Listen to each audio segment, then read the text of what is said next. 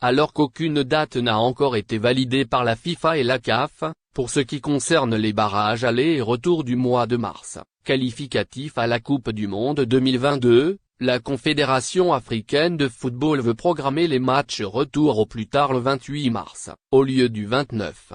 L'information a été communiquée hier par une source proche de la Confédération. Il faut dire que la fenêtre FIFA s'étale jusqu'au 29, et la plupart des teams veulent jouer le tout dernier jour, à l'image des Verts qui veulent repousser la seconde manche jusqu'au 29. Mais cela risque de ne pas avoir lieu, puisque la CAF voudrait gagner une journée, afin de prévenir toute mauvaise surprise.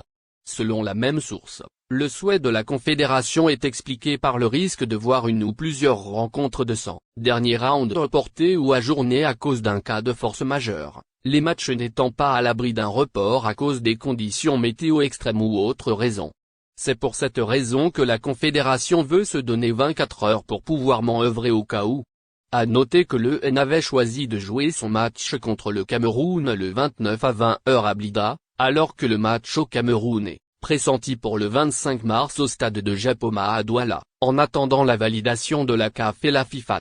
Un nouveau coach attendu pour l'EN des U18 même si la DTN et son directeur Amer Shafik évoquent toujours le nom de l'ancien défenseur Anabi Mourad Slatni comme sélectionneur des U18. À chaque fois cette équipe est citée dans les médias. Une source proche de la fédération nous a fait savoir que cette catégorie n'a pas encore de coach et que ce dernier devrait être installé les prochains jours, à l'image de celui des U23. D'après une source bien au fait des affaires des jeunes sélections, Slatni n'est considéré que coach adjoint avec les U18. Ce qui amène la FAF à chercher un entraîneur en chef. Les responsables trouvent que ce team, appelé à représenter le pays lors des Jeux méditerranéens très attendus ici au pays, a besoin d'un coach plus chevronné. Ce qui fait qu'un entraîneur confirmé va être installé. D'après des sources proches du média algérien Compétition, le maillot de l'équipe d'Algérie sera remplacé d'ici le mois de mars, laissant place à un nouveau logo qui symbolise le parcours des Fennecs ces dernières années. Les choses ont changé pour l'équipe nationale algérienne et il est temps de procéder à un changement de maillot qui sera plus représentatif du palmarès des Verts. Les nouveaux maillots des Fennecs vont alors abandonner le badge de victoire de la CAN 2019 et va être remplacé par celui de la Coupe arabe, remporté par l'équipe A algérienne au Qatar en décembre 2021. Le trophée durement gagné sera alors l'emblème des guerriers du désert pour les prochaines rencontres.